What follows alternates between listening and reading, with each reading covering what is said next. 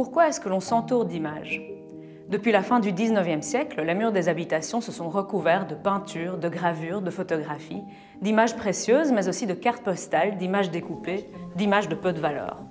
Les écrivains et écrivaines n'échappent pas à cette tendance et beaucoup d'entre eux se sont constitués des environnements visuels foisonnants. Mais comment et à partir de quel moment cette pratique culturelle partagée prend-elle un sens particulier pour un homme ou une femme de lettres? Répondre à ces questions, c'est l'objectif de ce livre, rédigé collectivement par l'ensemble de l'équipe Handling que je dirige à l'UC Louvain. On y montre que les images accrochées sur les murs d'un auteur ou d'une autrice sont loin de constituer un simple décor, un ornement. Ces images ont souvent un rôle important à jouer dans l'élaboration d'une œuvre.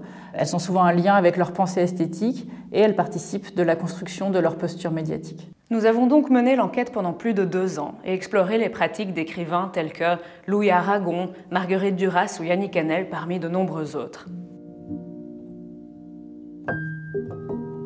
Les exemples comme celui de Colette ou de Ramon Gomez de la Serna nous ont aussi permis de réfléchir à la façon dont les musées exposaient ces dispositifs spécifiques. Ce livre aborde donc les différentes facettes de ces agencements visuels à travers une multitude de cas couvrant une large période du XIXe siècle jusqu'à nos jours. Il fait du mur d'images un objet clé du rapport de l'écrivain à la culture visuelle. Il souligne ainsi tout l'intérêt qu'il y a à étudier les pratiques iconographiques des écrivains au croisement entre études visuelles et études littéraires.